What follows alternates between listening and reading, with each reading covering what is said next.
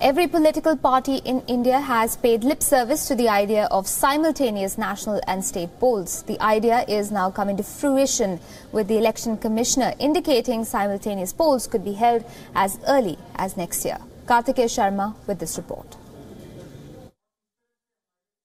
Election Commissioner of India, O.P. Rawat, has belled the proverbial cat. He says the Election Commission can conduct simultaneous polls in the centre and states by September 2018.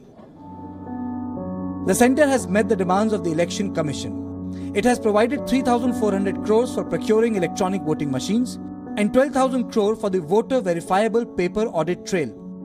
Some of the opposition parties have sensed a conspiracy. They suspect the Bharatiya Janata Party wants to leverage its position to retain its position in the centre and win more states. There is also a view that many state governments may not be agreeable to holding elections to the centre and states at the same time because their own tenures may be cut short. But there are certain advantages in terms of cost. The centre spent 1,115 crore in 2009 Lok Sabha polls. It spent 3,780 crore in the 2014 Lok Sabha polls. By one estimate, combined polls would cost no more than 4,500 crores. The issue eludes consensus, but even the naysayers agree that constant state elections affect decision-making as political parties remain in election mode through their tenure.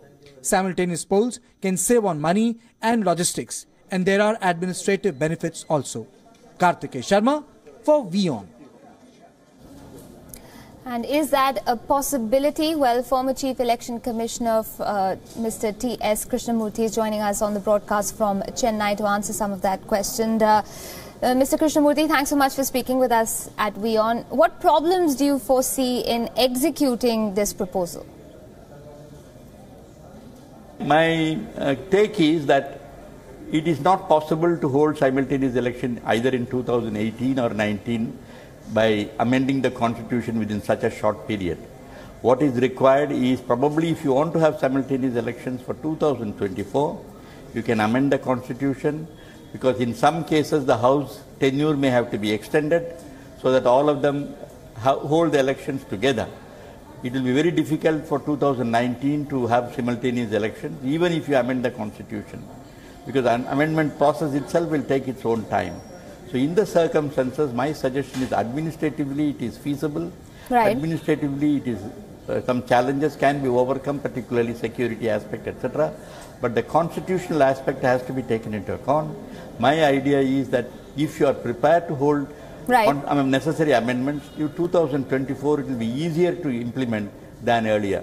But if it were to go through, Mr. Krishnamurthy, what do you feel would be the possible advantage of holding simultaneous polls? There is no doubt that it has many advantages, because the code of conduct will operate only for a 45-day period for all the elections. It has also, administratively, it is easier to conduct the elections and keep the electoral rolls ready instead of keeping it updated every year. So it has certain advantages. People also will be convenient. They will find it convenient to exercise the vote simultaneously, because there are countries where this is happening, but that is done by a manual vote. But as we have a Westminster style, we have to amend the constitution, but administratively it is desirable, it is practicable with certain proper arrangements. Right.